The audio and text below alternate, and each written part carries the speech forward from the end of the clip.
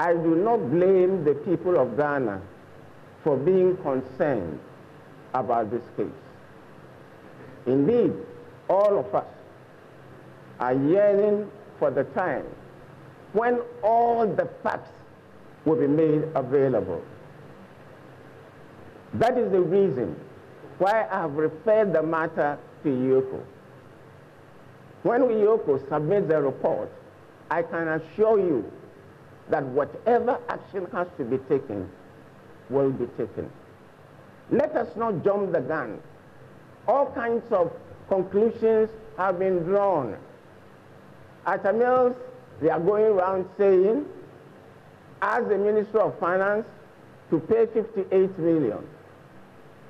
A rather brief insight. I hope it gives you quite a good view of matters. I'll begin with you, Jifa. What do you make of the president's response to the matter? Wayome. You have been at the heart of this matter. You've been asking a lot of questions about it on Newsnight at 6, as the backs and forths have been, going on. What do you make of what the president had to say about it? I guess it was still certainly not clear for many. And I think it wasn't clear because maybe he didn't answer the question in a certain coherent manner that would have probably made it very clear. The truth is that people keep referring to a judgment that awarded this debt to Mr. Wayome. Right. The truth is that it was a negotiated settlement.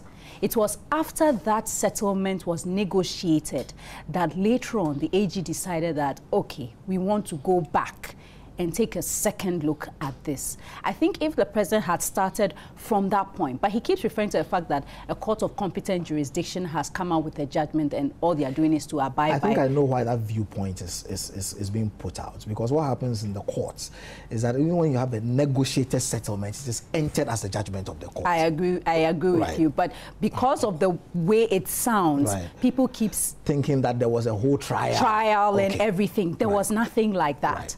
And I know that that is the system we have these days. There's the decision that people should sit and negotiate instead of going through a long, drawn-out process. But having said that, I think because it doesn't come out coherently from that point on, that is why the issue is not clear. For instance, many people are still asking questions about whether there was a contract between the government of Ghana and Mr. Wayome, and what is the basis of this huge payment to one single individual when he was representing a company. Why don't you pay that company if they feel aggrieved? So I think these are some of the issues that made the issue come back so many times. But I also think that our colleagues too should have seen where to end it, and so that we could have dealt with some other issues. Bernard, I'm sure you have also dealt with this quite a bit, and every morning these are matters that you have to grapple with. You were there. We saw you in one of the earlier inserts, and I'm told you tried in vain to catch the speaker's eye, so to speak. I did everything short of yelling and taking off my shirt. Unfortunately, it didn't happen. Do you think that the Wayome issue is a bit long drawn out, or you think it's just in order that we try to understand what's happening? I had an interview with one of the government people this morning, and I asked him whether this... Who in particular? Okudzeto Ablakwa, the deputy minister, whether this meet the press had not come at a wrong time. He was a bit diffident because this is a time where a lot of people are talking about a judgment debt and there's controversy. I wasn't too surprised. I actually did an analysis of all the questions asked. I think about 40% of the questions were on Wayome. And I agree with Jifa, it was partly because there wasn't clarity. Also because of the nature of the program. There isn't clarity on whose part? On the president's responses. There were specific questions. For example, Adomotri asked a specific question about whether there was a conflict between what the AG had entered in versus what the IOCO was doing. I didn't get clarity from him. Also, because the president's communication head picked and chose and did not allow direct follow-ups from persons who asked the questions. So maybe somebody asked a question about Wayome. There's a logical follow-up everybody knows must be asked. Now the person Mr. Nyidoho decides to call takes the issue to a different tangent. Now, if I get the chance to ask the question, I'll come back to Woyome.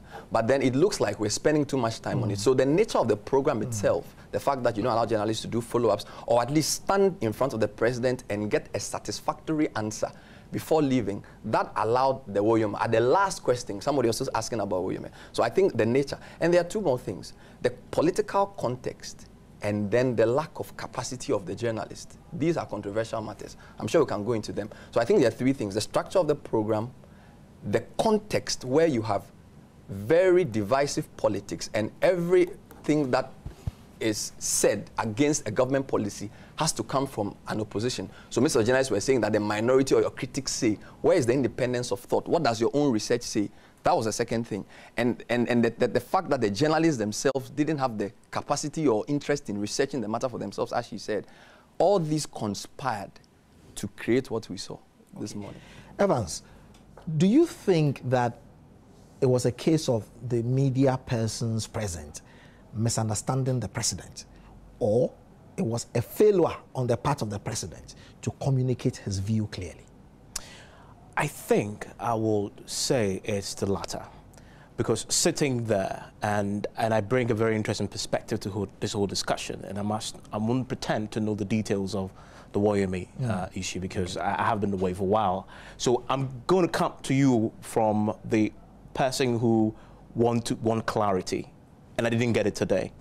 And as Bernard said, I had a question by Paul. Paul asked a very pointed question, and I was expecting a direct answer. But the president, I think, went about the answering the question the way that did not address the specifics of the question. So I got out confused. And so I was heading home and I was thinking, okay, what is it about the Woyome that the president said today that was new, that gave me clarity?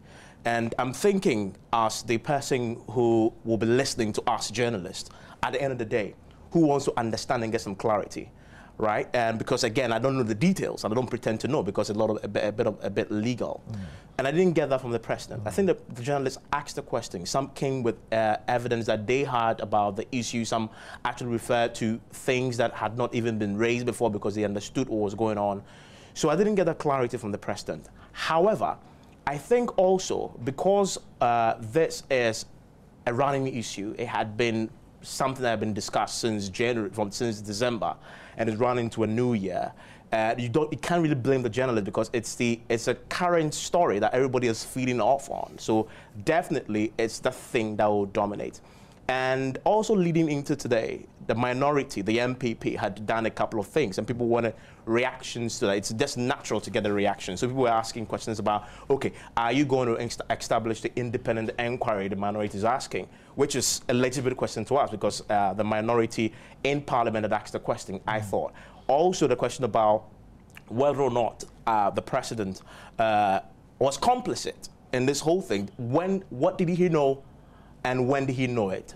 And did he instruct the payment? I thought the president brought clarity to that, because he said, I did not do anything in terms of asking the AG to pay. And I thought that was one clear point that I think gave me clarity, because that point had been made a bit vague in my mind, because in terms of the fact that the president we didn't know what the president knew, when he knew it, did he instruct the payment? Because people have said that it's impossible for the president to claim that he didn't know anything about it until this thing became a big media issue. So I think the issue about the president not addressing the questions in a specific manner, but in that particular instance that I just cited, where he cited the point about the fact that I don't know anything, I'm going to open myself up for scrutiny myself, I think was a point where I said, okay, then that is one clarity to the issue, that the president is saying he doesn't know anything. So we should move on and look at the general issues and the facts that Iyoko is going to do.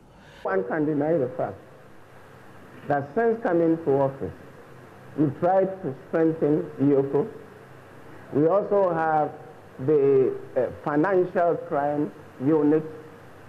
We have also put in place certain structures to ensure that we are in a position to combat corruption. But let me talk to you about corruption. Transparency International, the report that they have come out with does not relate only to politicians. It covers all of us. covers all of us. First, and I'm not being arguing ad hominem, first even you. But yes, before you offer your services, you will say, bring something. It covers all of us. As a nation, we have to look at it. Many of you, I'm sure, I don't think there's anybody here who hasn't had occasion to complain because someone who should render service to you free of charge is demanding something. Do something. So we have to look at it holistically. Recently, thanks to ANAS, when there was the revelation that there were malpractices at the harbor, you saw me go there. Since then, I've also made 1 or 2 unannounced visits just to let people know that Big Brother is watching. But it needs a concerted effort by all of us to be able to check corruption in this country. Just going by the president on corruption, Bernard, what do you make of the president's comments? I was just remarking that it reminded me so much of President Kufuor. I think a few years ago, he was asked the question about corruption, and he said, corruption has been with us since Adam. It became a political issue. But I find it interesting how politicians like to redefine problems when you ask them direct questions about corruption. And for example, the president said, we all face it. It's a big I mean, we all know that. You know, I think I want to thank God for the person who invented the interview, because I would rather listen to a 1-hour interview with a good host than this. And I'm not saying this is not important. This gives you a wide sense of what the media is thinking. But you see, reason may answer questions, but it takes imagination and intelligence to ask questions. And follow-up opportunities are crucial if you want to bring clarity to issues. So for me, there were many points that I wanted somebody to just ask a simple question. For example, President saying that, how can I authorize payment? It brought partial clarity to the matter, but there was another aspect where people say a lot of the communication between the Attorney General